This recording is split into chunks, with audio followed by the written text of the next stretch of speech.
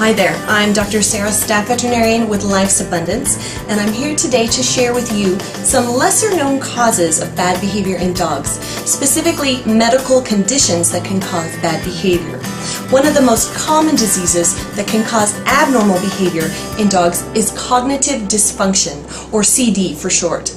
CD is similar to dementia and can cause older pets to bark excessively and appear deaf or less responsive to your commands. It can also cause increased sleeping, disorientation, and loss of bladder and bowel control. Fortunately, treatments have been developed that can help with the symptoms of CD. Thyroid dysfunction is another disease that can cause behavioral changes in dogs. If you have a dog that is shedding excessively, gaining weight, and behaving anxious or aggressive, he or she may be suffering from low thyroid, which is easily treated with a thyroid supplement. Head trauma, brain tumors, encephalitis, which is inflammation in the brain, and seizure disorders can also cause a dog to act aggressive. And some dogs suffer from a genetic disease that causes behavioral seizures, which are partial seizures in the area of the brain that controls aggression, which results in bizarre aggressive behavior. And it's not just aggression that can be caused by underlying medical conditions. House oiling and destructive behavior can also be caused by medical issues that are underlying. If your previously house-trained dog suddenly starts urinating in the house, consider that she may be suffering from a urinary tract infection and need antibiotics.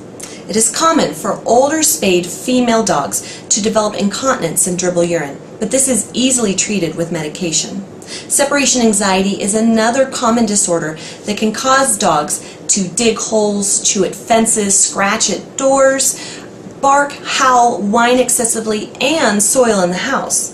But if your dog has separation anxiety, he's not being bad. He just has a condition that needs treatment.